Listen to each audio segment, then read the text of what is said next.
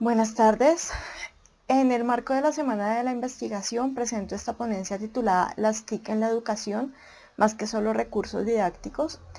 Y la inquietud que nace de presentar este tema surge a partir de la necesidad de revisar un poco las TIC, no solamente desde su carácter instrumental como un recurso de aula, sino ir más allá, ver cómo las TIC han permeado la educación, que ha llevado a ver la educación y la pedagogía con nuevos ojos, de una manera distinta, de pronto replanteándonos incluso la idea del aprendizaje, el concepto del conocimiento y de los procesos inherentes a la educación, el rol del docente, el rol del estudiante, el concepto de evaluación y todo lo que tiene que ver con estos asuntos.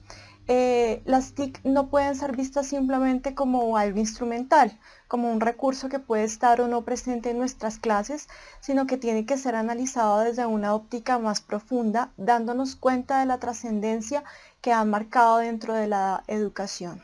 Lo primero que queremos es mirar un poco cómo ha sido la entrada de las TIC, cómo al inicio estas se acomodaban o se incorporaban dentro de las teorías de aprendizaje existentes, que de alguna u otra manera daban soporte a su existencia en el aula, y cómo ahora, en este momento, las TIC ya han tomado un rol casi que independiente y propio, pero que a su vez generan la necesidad de crear o de plantear una nueva teoría de aprendizaje que la sustente.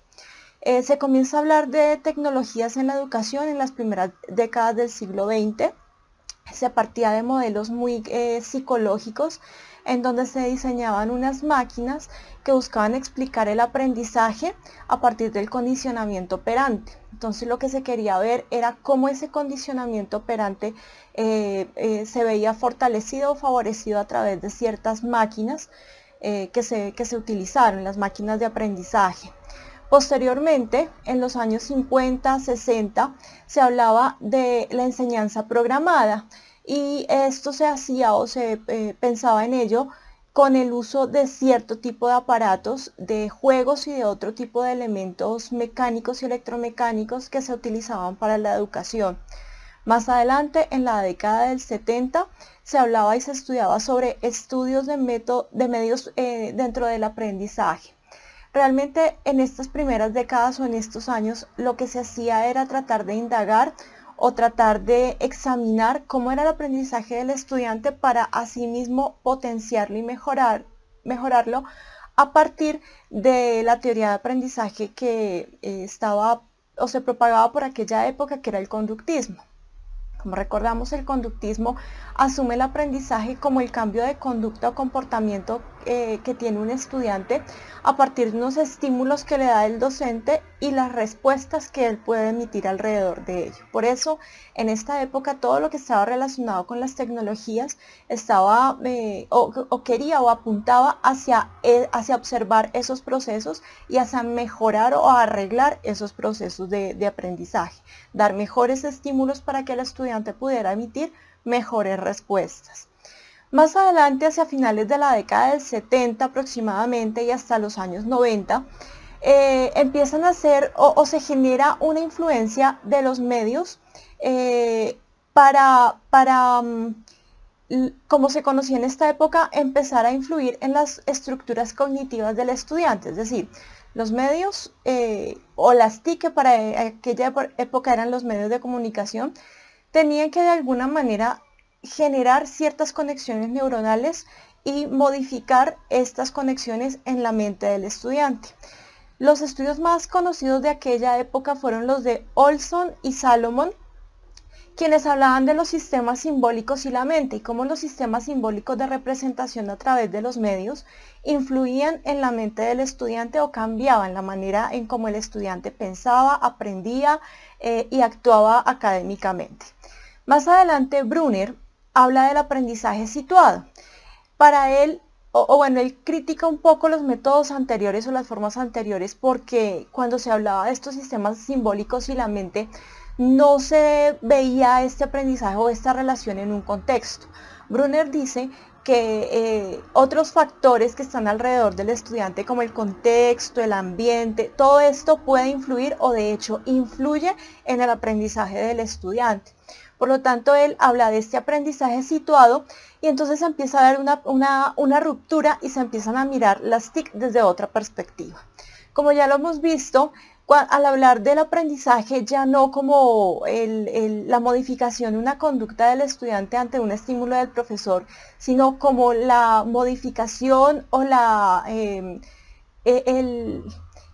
apropiación de una información para la modificación en el cerebro del estudiante. Ya estamos hablando de un modelo o una teoría de aprendizaje cognitivista, que en esencia lo que buscaba o lo que afirmaba era que el aprendizaje era la suma de unos procesos mentales que se daban en la cabeza del estudiante, que para ello influía, por supuesto, lo que veía, lo que escuchaba, pero también unos procesos mentales propios que eran susceptibles de ser explicados, algo que para el conductismo era imposible, porque ellos decían que los procesos mentales no pueden ser observados y que lo único que teníamos era la respuesta del estudiante. Para el cognitivismo ya hay una modificación, o ya hablan de una modificación de estructuras mentales, algo que pasa en la cabeza del estudiante, la apropiación de unos conceptos o de unos conocimientos que están en el exterior, que pueda apropiar para sí y que puede ayudar a construir o más bien estructurar su mente y su pensamiento. A partir de lo que nos habla Brunner del aprendizaje situado, surgen dos corrientes en cuanto al desarrollo o al estudio de los medios y de las tecnologías en la educación. Por un lado, las corrientes histórico-culturales y por el otro lado, las teorías curriculares. Cuando surgen estas corrientes, ya la teoría de aprendizaje más aceptada en el medio educativo no era el cognitivismo, sino el constructivismo, que se distancia de lo anterior porque para ellos el aprendizaje no es algo que se dé afuera del estudiante, que el conocimiento no se puede aprender, sino que se construye a partir de la información, del contexto, de los ambientes, de las vivencias y de las experiencias del estudiante. Ya aquí la corriente o el modo de ver el aprendizaje ha cambiado y por lo tanto las tecnologías en torno a la educación y cómo se incluyen en la educación también han cambiado para ese entonces. Bueno, hacia finales de los años 90 empezamos a ver dos elementos que cambian de alguna manera con amplia trascendencia el ámbito de las TIC, no solamente en una educación, sino en términos generales. Por un lado, la proliferación de los ordenadores personales. Hasta ese momento los computadores solamente eran utilizados por instituciones, eran grandes máquinas de difícil manejo, muy costosas, de difícil acceso. Empiezan a proliferar las computadoras más pequeñas de uso personal y además la internet se fortalece, aunque ya existía la red de comunicación entre unos ordenadores y otros. No era tan común porque las conexiones eran muy complicadas, eran altísimos costos. Cuando el ordenador y la internet empiezan a ser de bajo costo, empiezan a ser utilizadas por los distintos entes educativos a tal punto que en algún momento se dan cuenta que lo que en esa época se llamaba la educación a distancia, que funcionaba tomando unos textos, enviándolos al estudiante, el estudiante respondía, volvía a enviar esto por correo, se podía modificar y si se utilizaban las tecnologías de manera adecuada, podrían reemplazar estos procesos. Así se hizo, pero con el tiempo se dieron cuenta que la tecnología no solamente nos daba la posibilidad de, ser simplemente el reemplazo de los recursos físicos, sino que daba más posibilidades.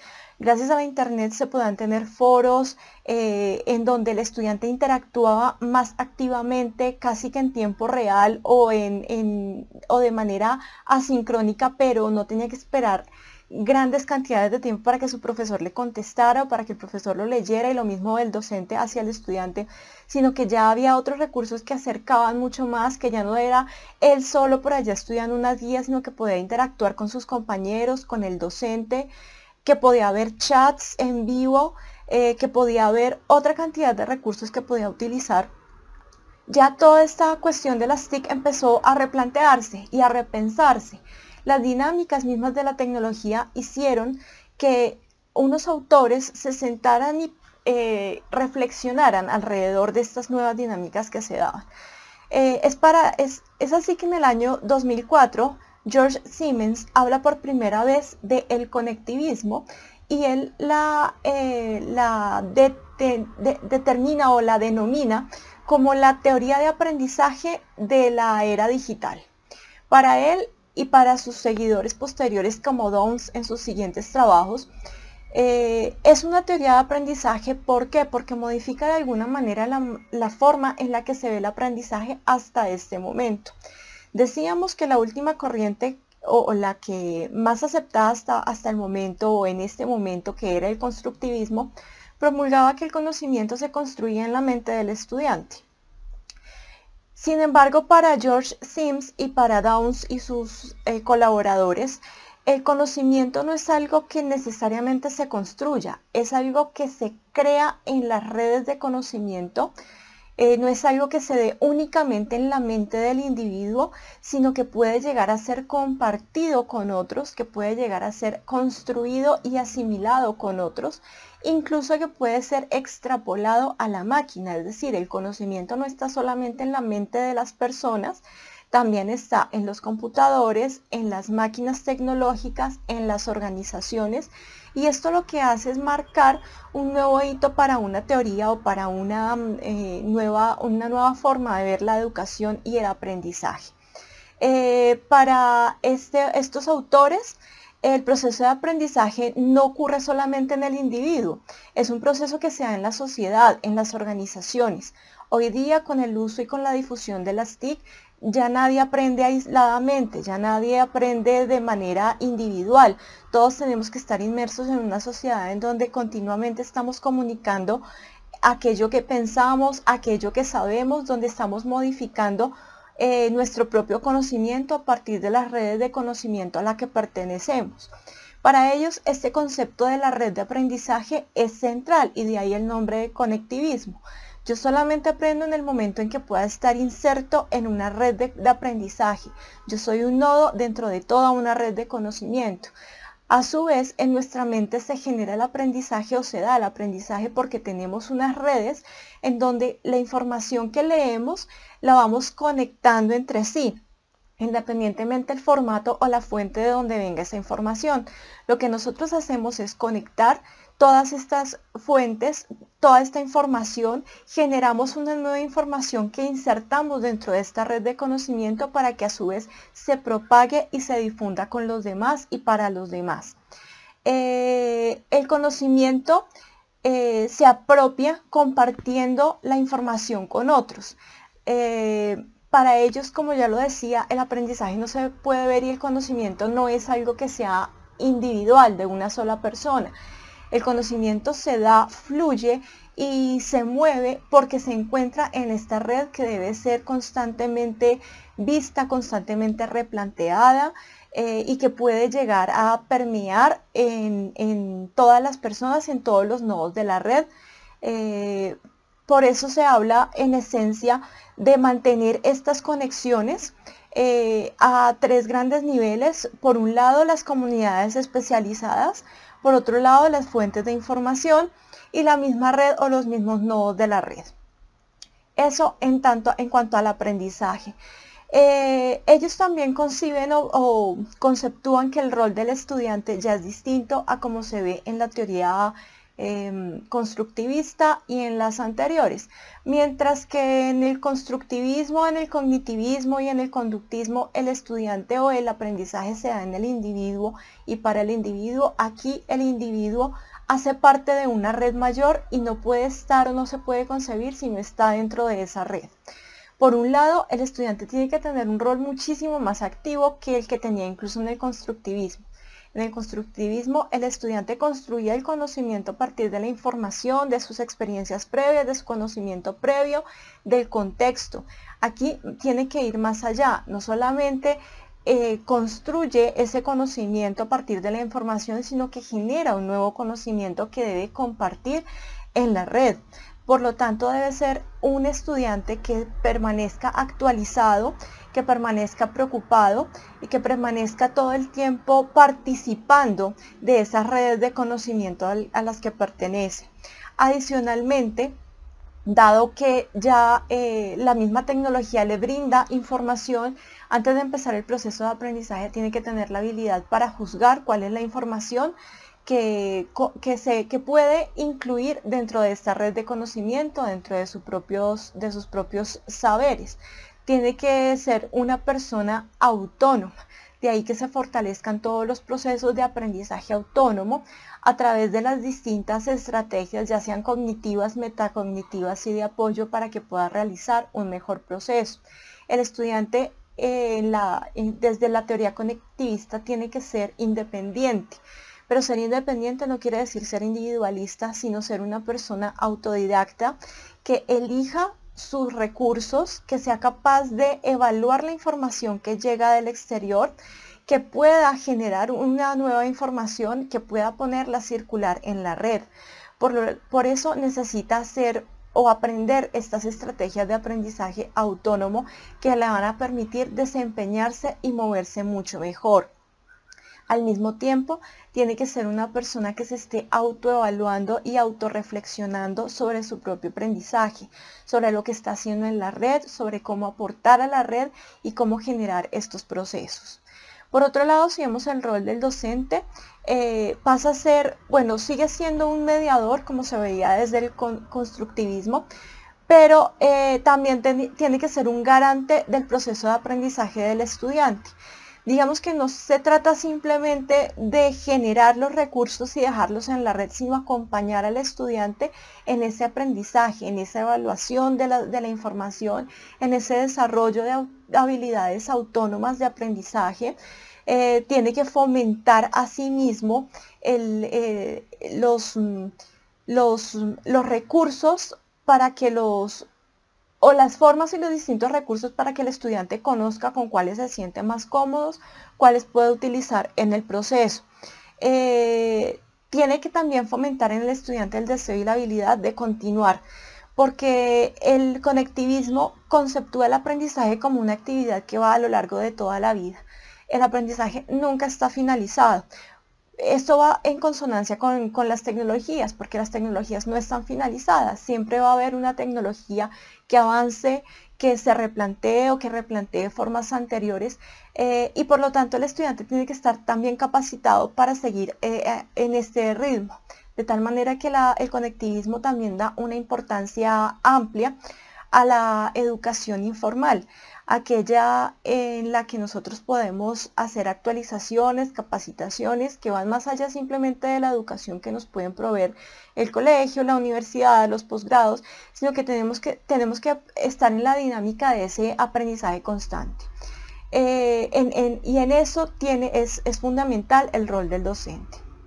Por último, dentro de esta teoría conectivista, la evaluación toma unos distintos matices, porque ya no es únicamente la evaluación del proceso del aprendizaje, del producto del aprendizaje, sino también es la valoración de ir más allá de las fuentes del aprendizaje, de el conocimiento sobre estas fuentes y del dominio del estudiante sobre estas fuentes de conocimiento. Ya no se evalúa únicamente qué sabe, sino también se evalúa cómo lo supo, cómo llegó a saber eso, en dónde encontró la información y cuáles son las herramientas que le permiten complementar y ahondar esa información. Como lo decía anteriormente, el concepto de aprendizaje para toda la vida es muy importante, por lo tanto la evaluación no puede ser dada en un solo momento, tiene que ser continua. Esa evaluación no solamente está dada por el docente, sino es una constante actividad de autoevaluación por parte del estudiante, que debe replantearse una y otra vez sobre sus conocimientos, sobre su proceso de aprendizaje, sobre cómo alcanzarlo y sobre cómo mantenerse actualizado. Bien, esto ha sido todo por ahora. Muchísimas gracias por su atención.